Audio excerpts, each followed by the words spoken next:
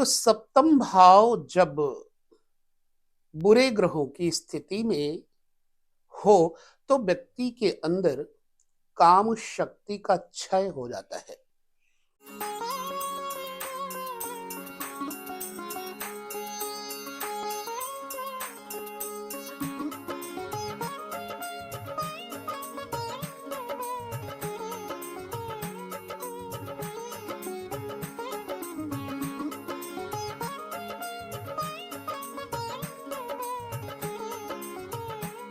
सभी दर्शकों को नमस्कार, जय श्री कृष्ण।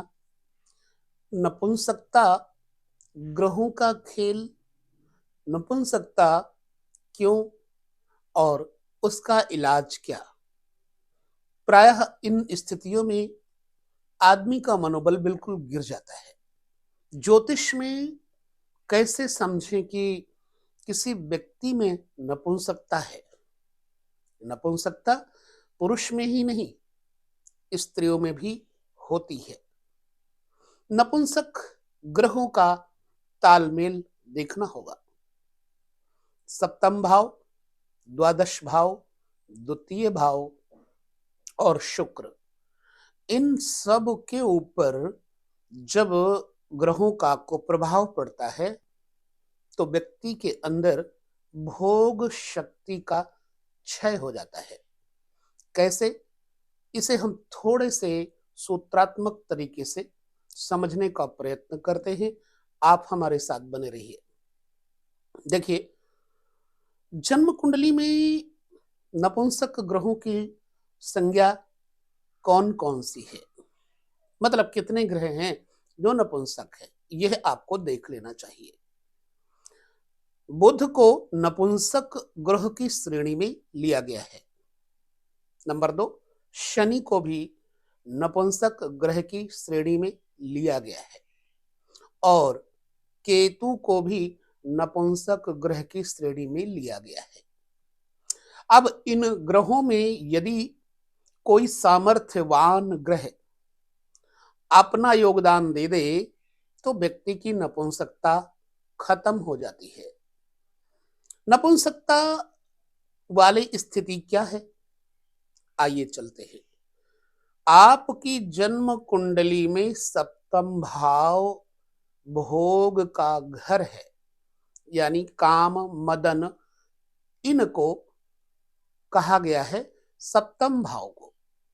और सप्तम भाव से ही आपके जीवन साथी का, प्राकृतिक रूप से यह है, एक हम टॉपिक ले रहे हैं, कोई अपने मनगढ़ंत नहीं है, और प्रकृति का कार्य यही है। जन्म,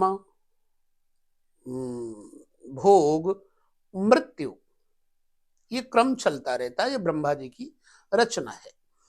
तो सप्तम भाव जब बुरे ग्रहों की स्थिति में हो तो व्यक्ति के अंदर काम शक्ति का क्षय हो जाता है।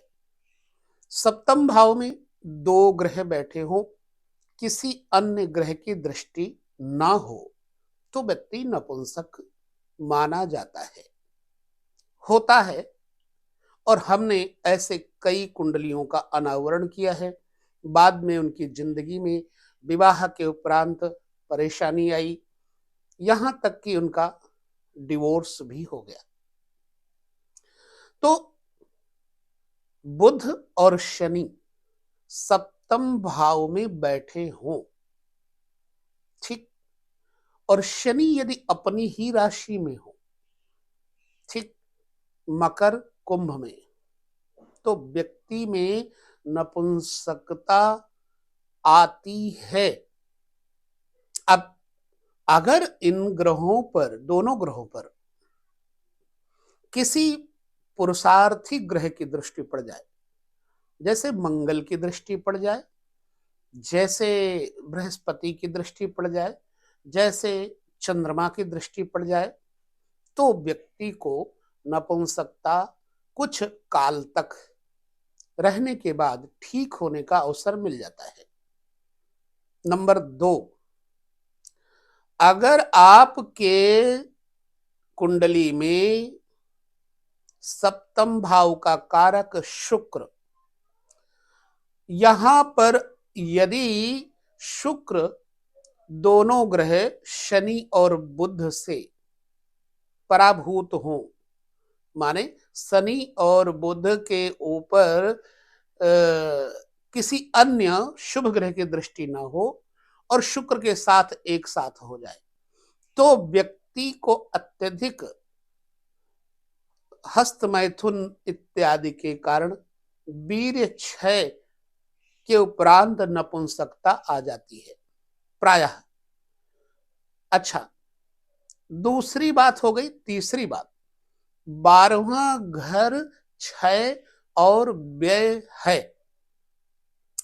क्षय का क्षय, सप्तम भाव भोग है, 12वां भाव क्षय है।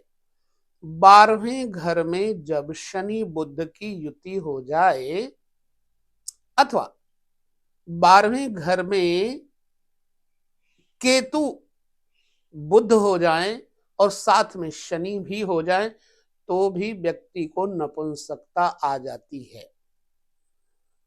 द्वितीय भाव शनि बुध केतु तीनों का अगर यहां पर सम्मिश्रण हो जाए, दृष्टि योग बन जाए, तब भी व्यक्ति में नपुंसकता आती है। हमारे शब्दों को पकड़िएगा, कब किस अवस्था में ये आपको देखना होगा दशा के अनुसार, सदा नहीं रहती। परंतु सप्तम में शनि बुध यदि बैठे हैं तो नपुंसकता रहती ही रहती है। अब कभी कभी तो ये उपचार आदि से उपाय आदि से ठीक हो जाता है, नहीं तो नहीं ठीक होता। तो जीवन में क्लांति, अशांति, एकाग्रता, एकांतता नितांत हो जाती है। ये सब विधि का विधान है, पिछले जन्मों का खेल है। अब करें क्या, इसके लिए समझना होगा। नपुंसकता आती है तो पहली बात व्यक्ति को अपने आप में ट्रीटमेंट लेना चाहिए, नकारात्मक चिंतन खत्म कर देना चाहिए। आदमी को मेडिटेशन के द्वारा अपने आप को अच्छी फीलिंग देना चाहिए। किसी भी प्रकार से नग्न तस्वीरें इत्यादि, वीडियोज इत्यादि नहीं देखना चाहिए। जब ये ग्रह आपस में कहीं युति योग कर रहे हो तो कभी भी ये नुकसान हो सकता है। हमेशा गाली इत्यादि के कुप्रभावी शब्दों से बचना चाहिए। फिर बुधवार के दिन, शनिवार के दिन जो नपुंसक होते हैं, किन्नर लोग होते हैं, इनका आशीर्वाद लेना चाहिए। मतलब कुछ हरी वस्तुएं दे करके, कुछ द्रव्य दे करके, कुछ खाने पीने की वस्तु दे करके उनसे आशीर्वाद पैर छूकर लेना चाहिए ताकि नपुंसकता चली जाए। कुमारी कन्याओं की उपासना पूजा दुर्गा मां भगवती की भावना से करना चाहिए। फिटकरी का प्रयोग अपने नहाने वाले पानी में डाल करके करना चाहिए ताकि ये नपुंसकता का प्रभाव न रहे।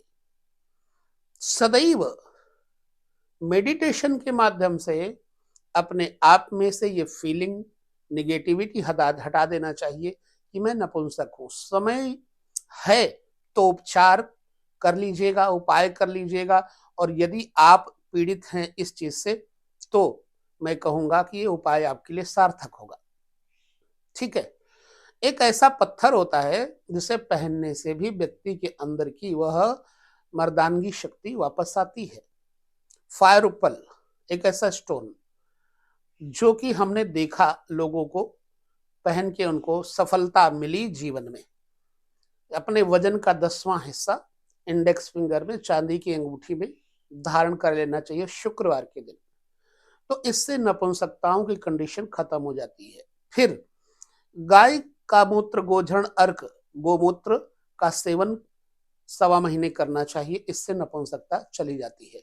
बाकी डॉक्टरी औषधियों से जो हो मुझे नहीं पता, संभवतः कई लोगों को सफलता मिलती होगी, लेकिन अगर ग्रह पीड़ा है, ग्रहों का दुर्योग है, तो नपुंसकता नहीं जाती। उसका उपाय के माध्यम से ही निवारण हो सकता है। तो अगर आपकी कुंडली में ऐसी स्थिति है तो आपको अपना ट्रीटमेंट ग्रहों के उपायों द्वारा कर लेना चाहिए। मैं वीडियो में ये विषय इसलिए दिया हूँ क्योंकि मेरे पास कई ऐसी कॉल्स आई हैं, कई ऐसे लोगों के निवेदन आए जिनके फलस्वरूप मैंने ये वीडियो आपको देने का विचार बनाया। विचार लगा कैसा? क्या आपकी कुंडली में ऐसा कोई योग है? यदि हाँ तो बताइएगा, हम आगे और वीडियो में आपको समाधान देने का प्रयास करेंगे। यहाँ लेते हैं विदा। नमस्कार, जय श्री कृष्ण।